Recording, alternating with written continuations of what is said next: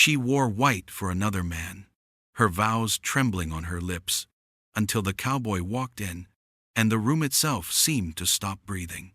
Will she honor the promise she made, or the love she was born to follow? The chapel stood quiet against the pale stretch of prairie, its white boards gleaming under the noon sun. Inside, heat gathered thick and still, heavy as the silence that clung to every polished pew. Mary Caldwell stood at the altar in her wedding dress, fingers pressed tight around a bouquet of wild lilies. The lace sleeves trembled against her skin, though she tried to stand steady. Outside, the town had gathered to witness her promise herself to Thomas Avery, the banker who owned half the valley, and now, soon enough, her father's land. Her father had said this marriage would save them, that a Caldwell woman's duty came before her heart. She nodded, because that was what a daughter was meant to do. But her heart, stubborn thing that it was, hadn't agreed. It beat unevenly beneath the white silk, as if it knew what was coming. Thomas stood beside her, tall, trim, his black coat pressed sharp as his words often were. His hand brushed hers when he took the ring from the priest, and Mary flinched at the cold metal. His smile didn't reach his eyes. "Do you, Mary Caldwell?" the priest began. The words blurred. Her vision shifted past Thomas, toward the wooden doors at the back of the chapel. She thought she saw dust rising outside, like a horse galloping too fast for Sunday quiet. Then, the doors burst open. A rush of sunlight and wind filled the aisle. He stood there broad-shouldered, hat in hand, chest heaving as though he'd ridden from the edge of the world.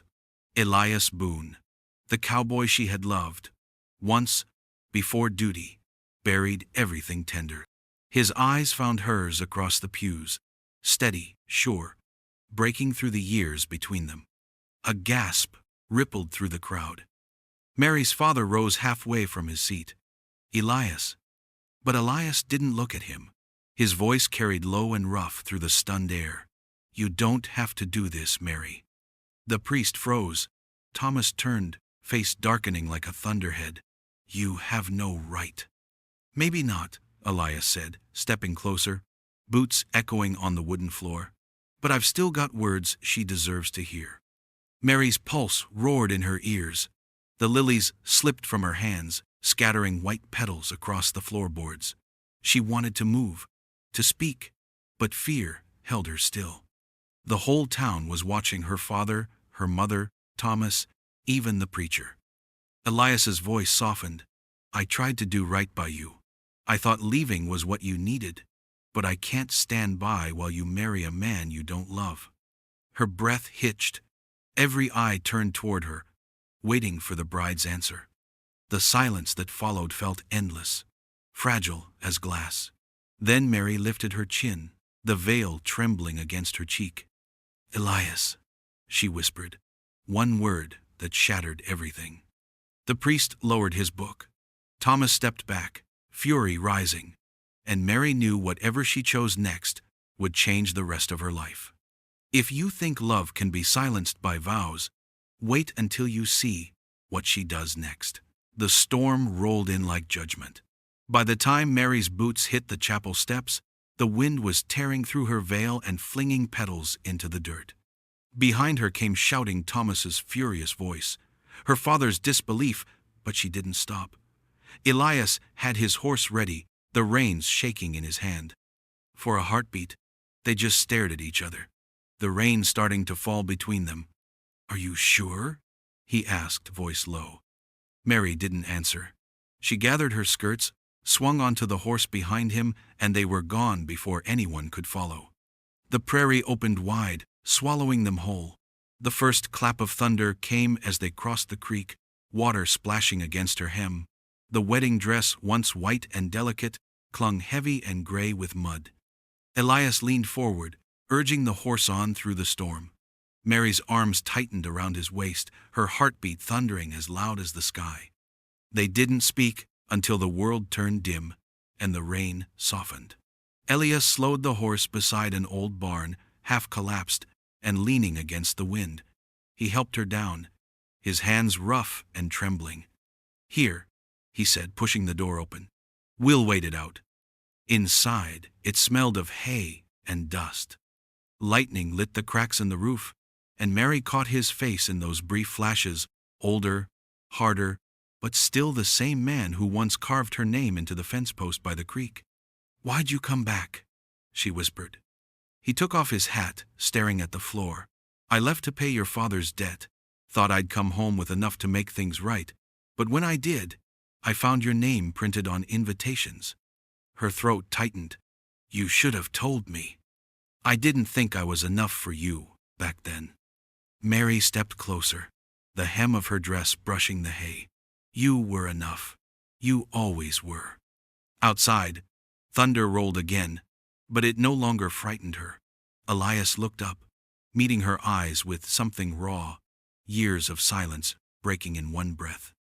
I thought I lost you, he said. You almost did. The space between them vanished.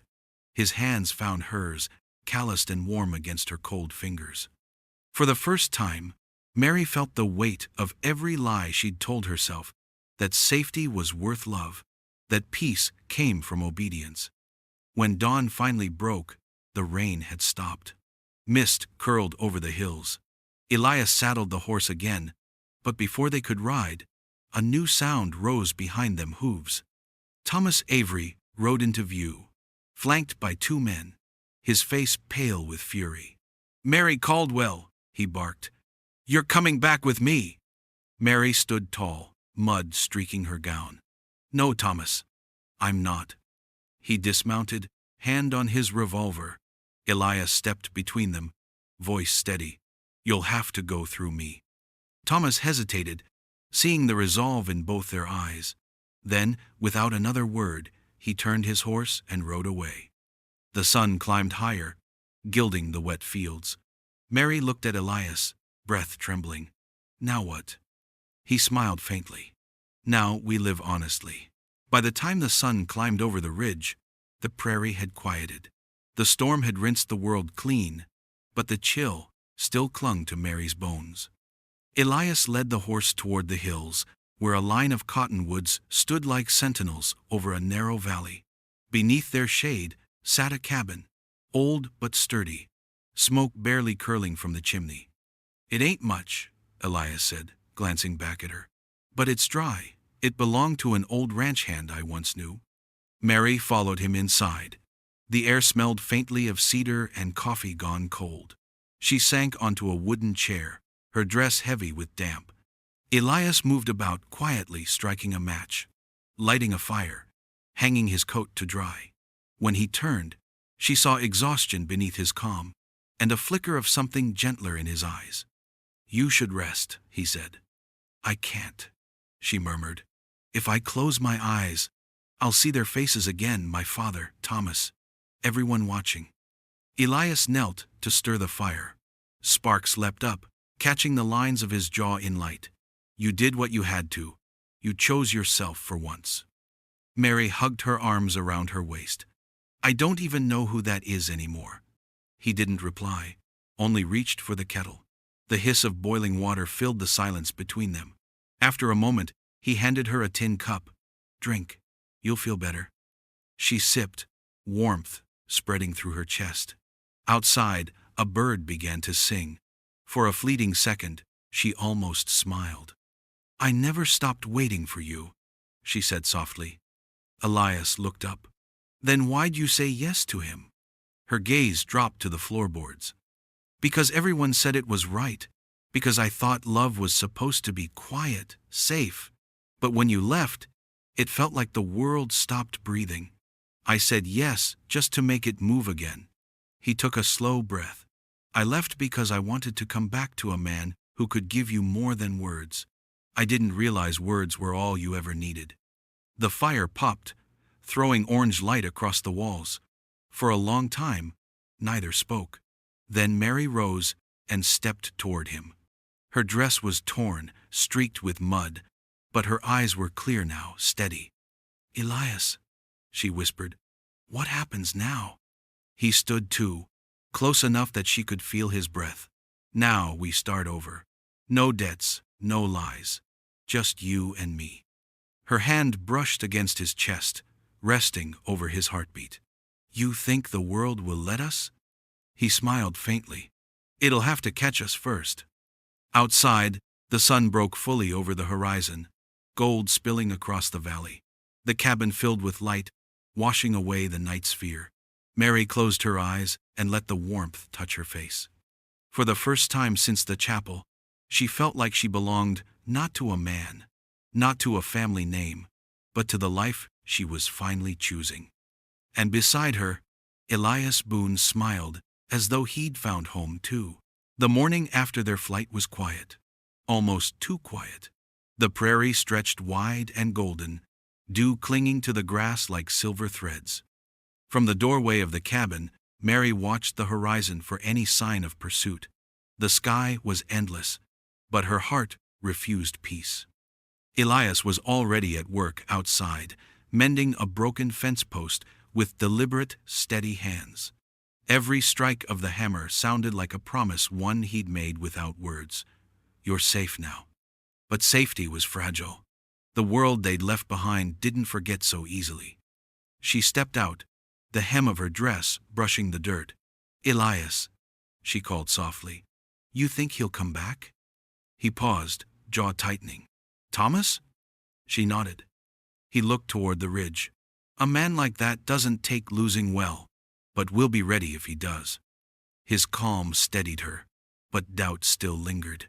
My father, he'll blame you. Elias met her gaze, eyes shadowed by old guilt. Let him. I made my choice when I rode into that chapel. Mary watched him a moment longer, then helped gather wood for the fire. The silence between them wasn't heavy, it was honest. They didn't need to fill it with empty reassurances. Both knew what it meant to carry the weight of choices that couldn't be undone. Later, as the sun sank low, Elias found her sitting by the window, staring out at the plains. You ever think about going back? He asked quietly. She shook her head. There's nothing left to go back to. I was raised to believe that duty made a woman honorable, but all it ever made me was miserable. He leaned against the doorframe, arms crossed. Your father thought marrying you off would fix his pride, but pride's a poor kind of love. Mary turned toward him, her voice trembling, but certain. He wasn't always that way. After Mama died, he started seeing the ranch like a debt to be repaid, not a home to be lived in. I think he just wanted to keep from losing anything else. Elias nodded slowly. Grief'll do that. It turns love into chains if you let it. They shared a quiet moment, the fire crackling between them. Outside, crickets began to sing. The world was rebuilding itself after the storm, one sound at a time. Mary rose, moving closer to him. Do you ever regret leaving? He looked at her, the truth raw in his eyes. Every day. But if I hadn't left, I'd still be that reckless ranch hand with nothing to offer you. I had to become someone who could stand beside you, not behind you. Her hand brushed his arm. You already were that man, Elias. You just didn't see it. He smiled faintly. Maybe I do now. The firelight danced across their faces, soft and golden. In that glow, the past felt distant, its hold loosening. For the first time, neither ran from the silence. They let it settle, warm and full, like the beginning of forgiveness both for the world and for themselves. By mid-morning, Elias had saddled the horse and packed their few belongings. The air was sharp with the scent of rain-soaked grass, and the earth still glistened from last night's dew. Mary tied back her hair with a strip of linen torn from her ruined veil, a quiet symbol of the life she'd left behind. Where will we go? She asked, watching him secure the saddle. West, Elias said. There's land near the Red River. Quiet country. We could start over. Start over. The words felt fragile, like glass held in trembling hands. Mary wanted to believe them, but a shadow of fear lingered behind every hopeful thought.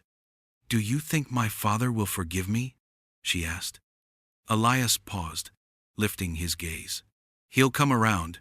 Maybe not soon, but one day he'll see you did what he couldn't. chose truth over pride. Mary nodded, though her throat ached with uncertainty. And Thomas? At that, Elias's jaw tightened. Men like him don't forgive. They forget, or they fester. Either way, he's not our concern anymore. They rode until noon, the prairie stretching endless and golden before them. Every mile carried them farther from the chapel, from the whispers, from the life that had tried to cage them both. Yet freedom came with its own silence, a silence filled with the ghosts of everything they'd left behind. When they stopped to rest by a creek, Mary knelt beside the water, washing the dirt from her hands. The cold bit at her skin, but it felt cleansing. Elias sat nearby, sharpening his knife against a stone. The rhythmic scrape filled the air between them. "You're quiet," she said finally. He looked up, just thinking. About what? About what comes next. About making something worth all this running. She smiled faintly. "You already have. You gave me back my voice." He blinked, surprised. "Your voice?" Mary dipped her fingers in the creek, watching the ripples. "All my life, I did what others told me what my father wanted, what the town expected. Even my prayers were someone else's words. But when I walked out of that chapel, I finally heard myself." Elias leaned back on his elbows, watching her with quiet admiration. "You're stronger than you think, Mary." "Maybe," she said softly, "but I wouldn't have remembered how to be brave if you hadn't walked through those doors." A gentle wind moved through the tall grass, carrying the scent of wildflowers. The world felt open again. As they prepared to ride on, Elias reached for her hand. "Whatever's waiting ahead, we face it together." She squeezed his fingers. "Together," she echoed. They mounted the horse and rode toward the horizon, the afternoon sun breaking through scattered clouds. For the first time, Mary didn't look back. Behind them lay duty, debt, and every lie that once defined her. Ahead stretched the promise of redemption, not just from the world's judgment, but from their own doubts. The road to forgiveness was long, but for the first time, it was theirs to choose. The days that followed carried a fragile peace. Elias and Mary found rhythm in the wilderness. Mornings spent riding across open land. Evenings gathered by firelight beneath a sky full of stars. Yet peace, like the prairie weather, never stayed long. That afternoon, the wind began to turn restless, curling through the grass with a low whistle. The horizon darkened. Storm clouds rose like mountains, swallowing the light. Elias glanced up, reading the sky the way a man reads danger. "We'll have to find shelter," he said. They rode hard until they reached a narrow canyon, where an old trapper's cabin stood half hidden among the rocks. Lightning cracked in the distance as they pulled the horse inside a lean-to and hurried through the cabin door. The storm broke a moment later, thunder rolling, rain striking the roof like fists. Mary stood by the window, her breath fogging the glass. "Every time it storms, I remember that night," she whispered. Elias turned from the fire he was building. "What night?" "The night Mama died. The river flooded, and I thought the world was ending. My father told me storms were God's way of reminding us who was in control." She laughed weakly. "I still don't know if I believe that." Elias stared into the flames. "My wife died in one too."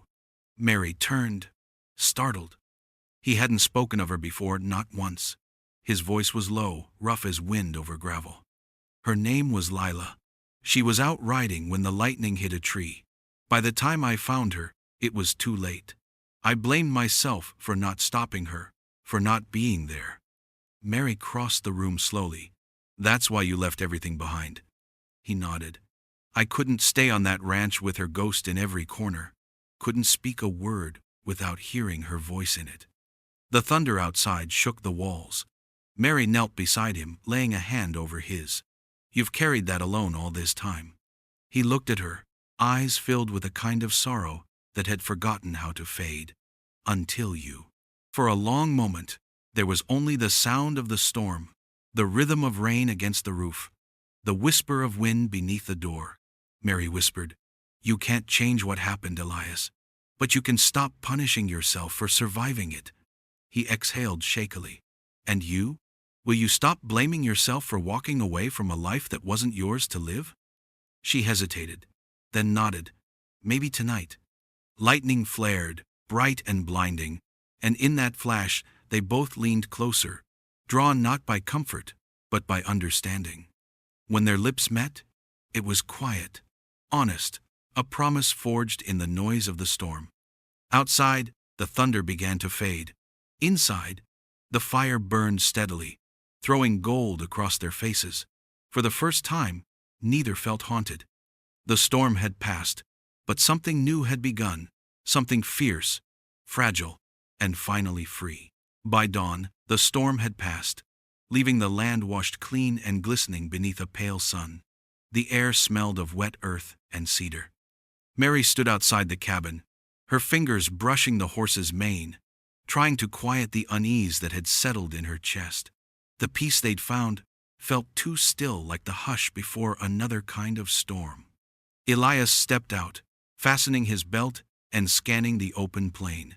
His expression changed the moment he saw the trail of hoofprints cutting through the soft mud. "Someone's been here," he said. Mary's breath caught. Thomas? Could be. Or someone he sent. They didn't have to wait long to find out. Before noon, a rider appeared in the distance, a tall man in a black hat, coat billowing like smoke. He reined in his horse at the edge of the clearing and tipped his hat. "Morning," he drawled. Elias stiffened. "You're a long way from town." The stranger smiled, but his eyes were cold. "Name's Reverend Colt. Thomas Avery sent me to retrieve what's his. Says the lady's made a mistake she can't afford to keep making." Mary stepped forward, voice steady, despite the tremor in her hands. "I don't belong to anyone." The Reverend dismounted slowly, boots sinking into the damp earth. "Miss Caldwell, the law disagrees. The bankers filed papers claiming you as a ward under contractual debt. That's near as binding as a marriage, where I come from." Elias moved between them, his hand resting on the butt of his revolver. "Then maybe you ought to ride back where you came from and tell him the paper's worthless." Reverend Colt's smile widened. "You'd threaten a man of God?" Elias's voice turned to steel. "Not if he acts like one." The two men faced each other, tension thick as the air before lightning. The Reverend's fingers brushed his holster, just enough to make the meaning clear. Mary stepped closer, her voice cutting through the standoff. "Reverend, you talk about law and God like they're the same thing, but neither one owns my heart, and neither owns my freedom." For a second, the Reverend studied her, the wind tugging at the brim of his hat. Then he nodded once.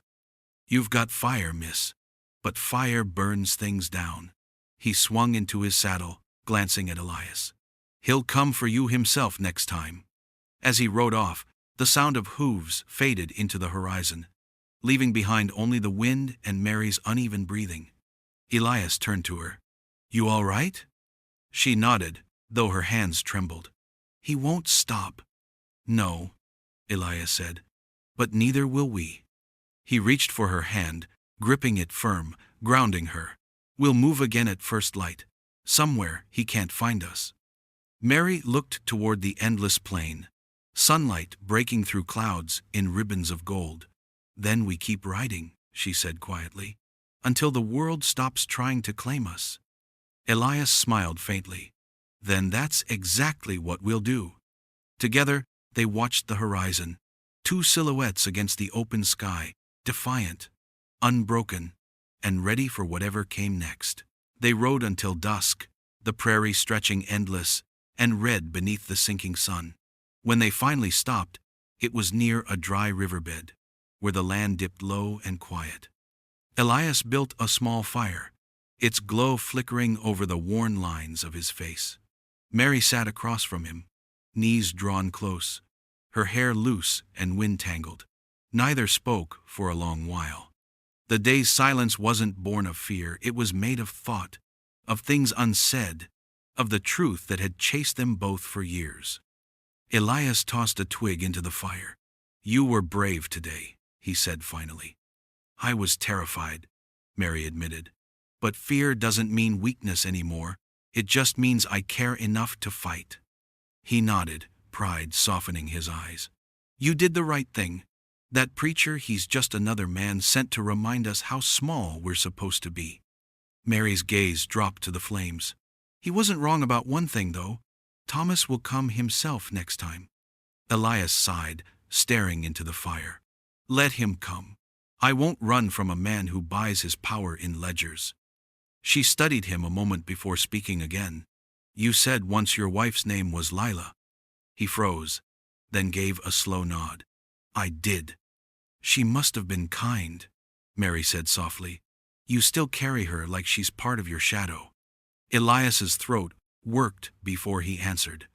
"She was the kind that made you feel forgiven just for breathing.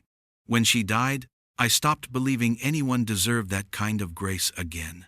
He looked at Mary across the fire. "Until you." The words settled heavy and warm between them. Mary's eyes glistened in the firelight. "You think I saved you," she said, voice trembling. "But Elias, I ran away from everything that ever defined me. I don't even know who I am without the people I disappointed." He leaned forward, voice low. "Then maybe that's what we're both learning out here, to stop living like we owe the world our guilt." The fire crackled, painting their faces gold and shadow. Mary reached for a burning twig, tracing its edge through the dirt. "When I was little," she said, "Mama used to hum to me when the storms came. Said it was a song that kept fear from finding us. I used to believe her. Sometimes I still do." "Then sing it," Elias murmured. "If it's meant to keep fear away, I reckon we could use it." Mary hesitated, then began to hum soft, wavering, beautiful. The sound seemed to pull the night closer, gentler. Elias watched her, and something inside him, the part that had been empty since Lila, filled with quiet awe. When her voice faded, the world seemed still again. Elias reached across the fire, took her hand. "Whatever happens," he said, "we face it together. No ghosts, no debts, just truth." Mary's fingers tightened around him. "Together," she whispered.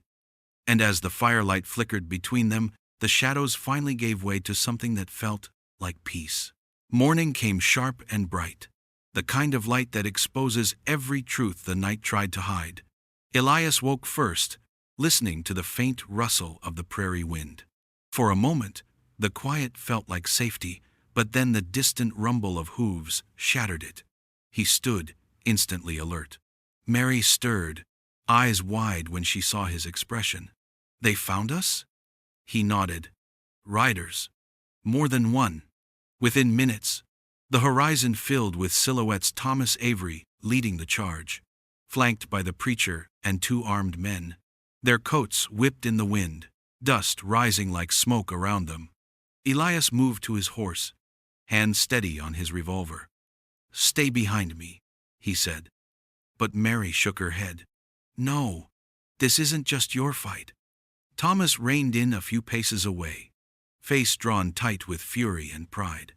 "Mary Caldwell," he called, voice cutting through the morning air. "You've caused enough disgrace. You'll come with me now, and I might forget the insult." Mary stepped forward, her white dress long since turned gray by the road. "You call it disgrace," she said, "but it's the first honest thing I've ever done." Thomas's jaw tightened. "You ran from a lawful marriage. The papers are signed." "They're ink on lies," Elias shot back. "You used her father's debt to buy her name. That's not law, it's theft." The preacher, still seated on his horse, raised a hand. "Best not test the Lord's patience, son. You're standing on cursed ground." Elias's grip tightened on his gun.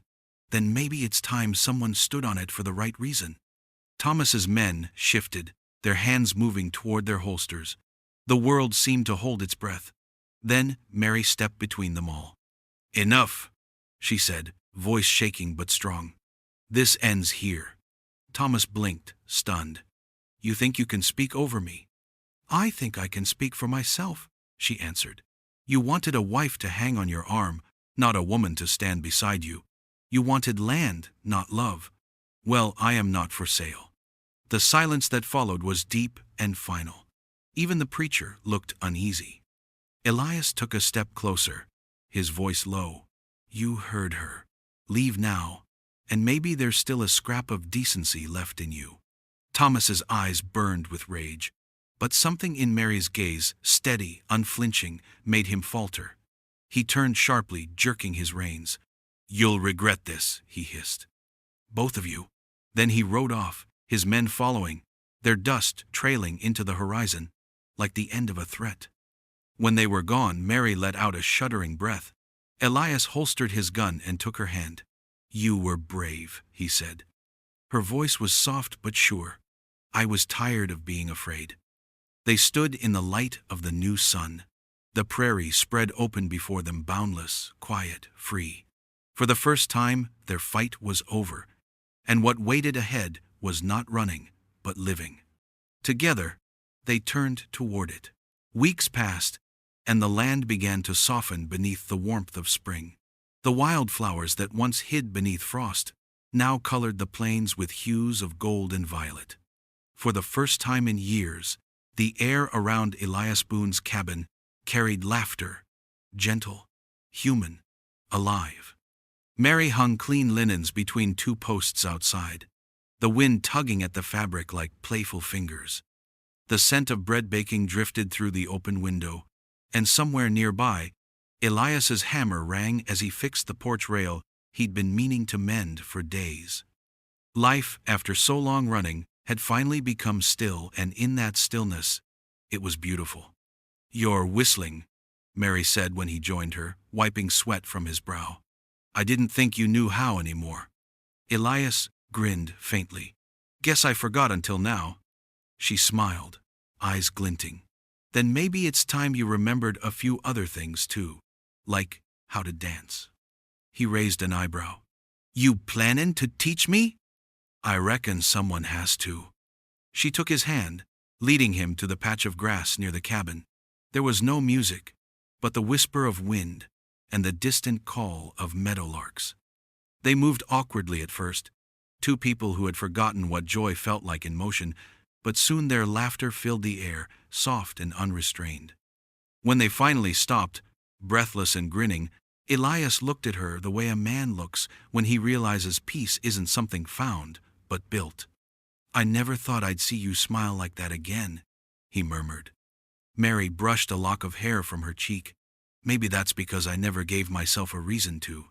"You did." Later that evening, as the sun sank low, a few townsfolk rode up the trail, neighbors who'd once whispered about the runaway bride and the cowboy who'd ruined her name. But they came without judgment. Instead, they brought news. Thomas Avery had left the territory for good, his reputation in tatters. The Caldwell ranch had been cleared of its debts, the father too weary to fight any more.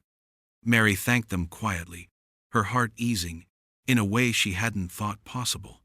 When the riders left, she stood on the porch, watching the last light fade. "It's over," she whispered. Elias joined her, sliding an arm around her shoulders. "No, Mary, it's just beginning." That night, beneath the open sky, they sat by the fire. The prairie hummed with crickets, the stars bright as promised. Mary began to hum the lullaby her mother had once sung, the same one she'd hummed to chase fear away. Elias joined her, his low voice rough but sure. The song carried across the fields, winding through the grass and into the dark. And for the first time since that fateful day at the chapel, Mary Caldwell wasn't a bride bound by duty, nor a runaway chased by shame. She was simply a woman who had chosen her own freedom, her own heart, and a love that had outlasted every storm. If you thought this was the end, wait until you see what happens when love dares to build a new world from the ashes of the old.